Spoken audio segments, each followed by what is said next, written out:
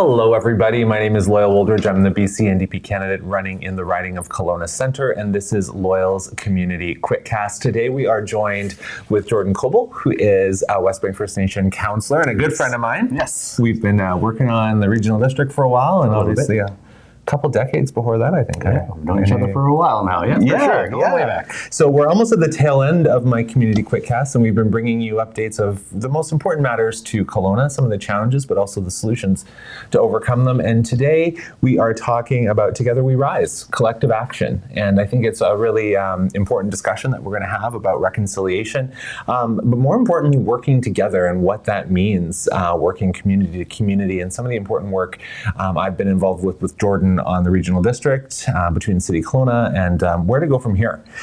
So maybe we'll just jump right in, Jordan. Sure. Maybe you want to introduce yourself and chat a little bit about Westbank Absolutely. and that. Yeah, so I'm Jordan. I'm a council member of Westbank, as you mentioned. I'm a WFN member, obviously, and been such for my entire life. But Westbank and is pretty unique in the situation of where we're located in the central Okanagan, but in the context of Canada, but also our role as leaders for First Nation governments across Canada as well. So my role within there as a council member is to make sure that we're representative of our community's values, wishes, but also just making sure our government operates the way a government should operate, to be accountable to our members, to our taxpayers, to the land, to the animals and resources itself. Westbank is self-governing and has been since 2005. We've had a land code since 2003. So for a long time, we've had the administrative policies and regulations and now laws as a self-governing body to operate as the government. And as such, we look after our reserve lands, but then we also have our community forest lands. We are part of the regional district, as you mentioned, and amongst many other things that we do, forestry, housing, geez, you name it, we do it. Yeah, and you guys have been doing amazing work on the economic side of things, on the housing front. But just to kind of boil it down, because it's taken me a long time to understand the agreement with Westbank in Canada, basically through this agreement that you're speaking about, you're basically a nation within a nation, correct? Yes. So it's a binding agreement, A to A agreement between Westbank First Nation and the federal government. So as mentioned, we create our own laws and we make sure that those laws are being abided by all peoples that live on our lands. But then we also have established a recent LOU with the provincial government through MIR, the Ministry of Indigenous Reconciliation and Recognition, to establish that recognition as a self-governing nation within the province as well, which we're starting to work on the implementation strategy of. So a lot of First Nations have different agreements and different structures. Westbank First Nation is a little bit different in this avenue. Why would that be?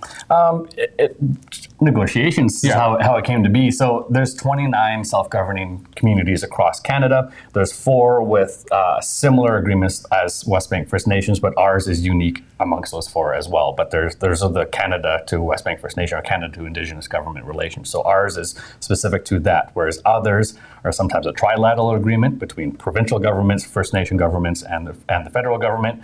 And then there's other complexities that kind of get overlapped when, like, service agreements with regional districts get included in those types of things. So at the end of the day, lots of agreements. Yeah, and I think it's important for Indigenous and non-Indigenous folks to understand the framework that's in place with Westbank First Nation, because you also have lands that come down into the city of Kelowna. Yes. Obviously, this is part of the Silk Territory in general, but the nation itself is managing within the reserve itself. Yes, yes and no. So Westbank, we have our reserve lands, as you mentioned, on the Kelowna side of the bridge, as well as the West Kelowna side of the bridge. We are one community of 7 on the Canadian side of the border, so Penticton Indian Band, Upper Smilkameen, Lower Smilkameen, Upper Nicola, Okanagan Indian Band, and us, and the Soyuz Indian Band as well. And then on the American side is the Colville Confederated Tribes, which are part of our nation as well, and ancestral ties, and just we speak the same language, we abide by the same laws and principles. But within that, we're the only self-governing community of the Okanagan Nation. Right, got it. So what got this boiling down for me is last week we heard from the BC Conservatives. They're promising the second crossing by 2032, I think it was. And I was a little taken aback because I thought, oh wow, some negotiations have been going on with Westbank First Nation that I didn't know about, and I've been on council now for a while, and obviously have my finger on the pulse. So how did those negotiations go with the talks about the second crossing? Well, this is the first, not the first I've heard of it. I heard it during the the campaign that there's a promise of a second crossing, but from my understanding, there's been zero negotiations with the Conservative Party in regards to a second crossing, where it would be all the complexities that go along with it. If for those who don't know, Westbank First Nation, we have a good portion of the foreshore lands on the west side of the bridge, so any viable option for a second crossing would most likely have to go through our lands specifically. And I want to make this clear. It's not that we're opposed to a second crossing. What we want to make sure is that there's clear and meaningful consultation in the process, so that if our lands are affected, that just like any property owner, we're being compensated fairly, environmental concerns are being addressed, those collaborative operational aspects of it, administrative aspects of it. There's a whole list of reasons why to consult and work together on this process. But at the end of the day, what we're mostly concerned about, because when I first heard it, I was excited. I was like, oh, a second crossing, great. But then you think about it, the bridge isn't necessarily the main concern with 100%. The traffic. There's so many layers of complexities that affect our ability to move throughout our region in the central Okanagan. The bridge is a portion of that. I'd say a small portion of that. There's much more to think about. And that's what Westbank First Nation wants to be a part of, is those negotiations beyond just where a bridge may land or not land. Yeah. It's about public transportation. How do we get people moving in a more sustainable manner? How do we eliminate the need to have vehicle traffic and more in favor of pedestrian traffic, cycling traffic, high modes of transportation, sky trains, whatever it is? What are the actual options that are going to actually help with the traffic congestion in our area, not just look pretty because we have two bridges now? Yeah, and I think maybe we can pull up that first slide, because I think it's important for people to know the study that was done and presented in 2017. So back in 2017, the provincial government at the time, the BC Liberals, commissioned this $2 million report, and two options were basically created here in terms of where a second crossing could be placed. And you see the two red arrows there, obviously both flow through Westbank lands across the lake there, and then right into downtown Kelowna. And Jordan hit the nail on the head where the congestion we feel in Kelowna and the weight on the west side is not necessarily because of the bridge, but because of each side of the lake and how that infrastructure has been designed. So that's good on the slide there, but I think it's important for people to understand the implications of what that means. And then maybe we'll pull up the second slide to show the two options coming into Kelowna. So you can see the different lines here where you would have a few different options of where you could place the entrance into Kelowna off a bridge. One, you've got flowing through Parkland in Knox Mountain. The other, you've got flowing through the Tolko lands, which we're planning for right now, or right through Manhattan Drive. And a lot of property owners weren't very happy when we were talking about making those properties into parks.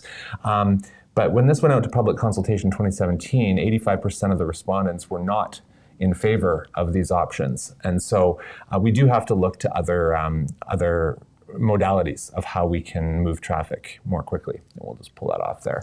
And Jordan, you hit on it, our current bridge, we can expand the capacity another lane, which could be rapid transit. We can look at removing lights when you get off the bridge.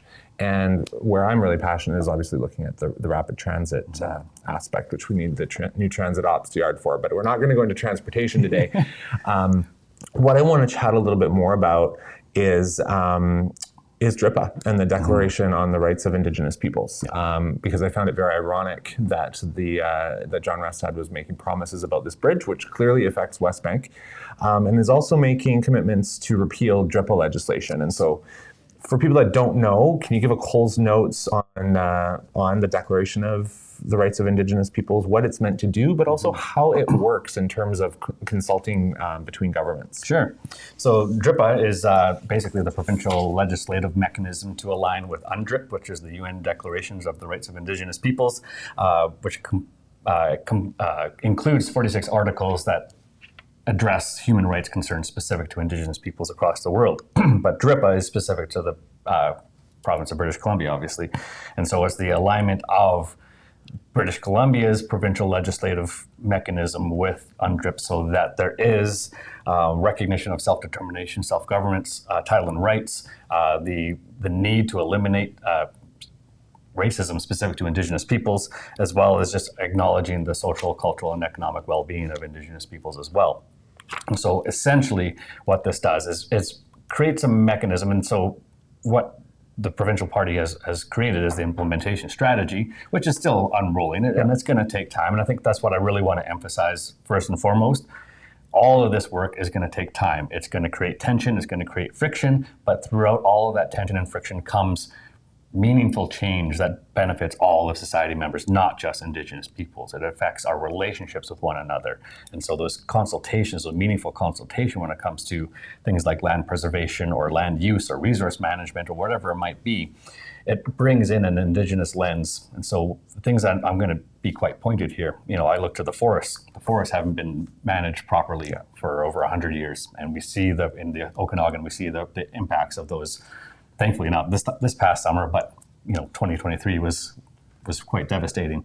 And so we see the impacts of this mismanagement over years and years and years due to the fact that Indigenous perspectives, people's laws and legislations have been excluded from the process. Now that we're seeing impacts through DRIPA and the implementation strategy starting to unroll, we're starting to see other practices to be supported, uplifted, traditional burns to protect our forests. But when it comes to the Central Okanagan here, just meaningful collaboration, regional governance, the inclusive governance model that the RDCO is pursuing as we speak. These types of things that help build a stronger, healthier, safer community, but one that does include things like transportation and how we flow through and around our communities as well. And I really appreciate that explanation of it, Jordan. And obviously we work at this every single day in government, so we understand it. But I think there's a lot of fear mongering out there where they're saying, we're going to tear up DRIPA because Indigenous people want to take your home away. They want to take away your property rights. My assumption, that's not true. That's not true by any stretch of the imagination, no. And so I think we have to be very cautious to get tied into a lot of these emotionally charged headlines that people bring up, because from my perspective in working with Westbank and others, is it really creates a framework of how we can work together. And we have to have obviously friction conversations sometimes and rumbles. But at the end of the day, it's to move all the communities forward together. Exactly. And what we have to understand first and foremost, just because we might not agree on an opinion or a subject matter doesn't mean we're in opposition to one another. That means we have to figure out what can we agree upon. So if it comes to parks and land acquisition for parks, well, WFN might be opposed because that's less land that we might be able to acquire for future housing. However, if the goal is to have land to preserve for natural purposes, for resource management, for the animals, for the health of water, well, that's something WFN can get behind because that's our overarching goal and vision to look after the lands anyways. And so there are ways to talk through these discussions so that it's not WFN is opposed, it's WFN has to be consulted in a meaningful way so that we find a common agreement. And that takes a little more time than people are often willing to afford. Right. But the reality is it's that time, is the processes throughout that time that creates those meaningful relationships so that we can move forward together as human beings, not as government to government, but as residents of the Central Okanagan. Right. And I use the bridge as an example around how this affects DRIPA. So I guess I want to ask you, what are the risks should a future provincial government decide to shred DRIPA? What's the risk? I'll use history as the example. So we're talking about a second bridge now. If we go back in time to the original bridge and the original crossing that was established way back in the day, we have stories from our elders that worked on that bridge, on the construction of that bridge, that were doing the trucking. And so one of the stories of our now past elders, Henry Jack, was that when he was doing the trucking, they had two piles. One was the construction material that were used for the bridge construction, and one was artifacts that were found within the bridge itself that were piled up to be trucked out. And so because there wasn't the policies, the legislation to protect those artifacts and those findings at that time, we don't know what the impacts to our culture in Westbank First Nation was when that first bridge was constructed. Right. And it was our own people that were instructed to basically pile it in the back of your truck and ship it out, never to be seen again. So if we throw away DRIPA, we're going back in time, not just 10 years, not 20 years, we're going back in time 50 to 60, 70, 80, 100 years to say we're no longer going to work together in creating a meaningful and healthy community. It's bonkers to think that someone would even fathom that idea that friction means don't work together. Right. Friction creates the changes that we need to spawn change. We see a healthy society in Canada and in BC and Central Okanagan because of people who are passionate about the changes that were needed, vocal about those changes. And unfortunately, the responses don't come when people come politely saying, please, can I have some more? Please, can we do this? It comes through those kind of revolutionary changes in our midst right now with reconciliation. It is revolution, but we're doing it in the spirit of respect, of working together and saying we're going to walk side by side with this. But we also have to acknowledge not every Indigenous person believes in reconciliation either. So we have to understand that it is unique to each individual, each community, and it's going to take a long time to see this through to a meaningful end, I guess you could say. And thank you for that explanation, because it's, of course, generational, right? Exactly. There's a lot of impacts on communities, and we could talk about that for another half hour. But I really appreciate you coming in, Jordan, and explaining this in a simple way, because I think a lot of non-Indigenous people don't know how to broach these conversations, and it can be uncomfortable. I've had to be having those uncomfortable conversations, but at the end of the day, I think the premise here is that when we can work together, when we have a framework to do that, we can have these conversations in a structured and respectful manner. Absolutely. So, is there anything else you wanted to add just as we close out? No, just appreciation for the time and the space to share and have our perspectives shared, from bridge crossings to DRIPA and all the things. And I wish you and all the candidates all the best in your election campaigns, and just good health and just good spirits as you move forward. Thanks, Jordan, and I really appreciate it. And thank you all for joining us today for one of my final QuickCasts. We are heading to the polls. They open on October 10th, the advanced polls, and then the official election day is on October 19th. I would appreciate your support to vote loyal on those days so I can continue this important work. You can find me, as always, on socials at Loyal Kelowna. Thanks for tuning in, and we'll see you next time.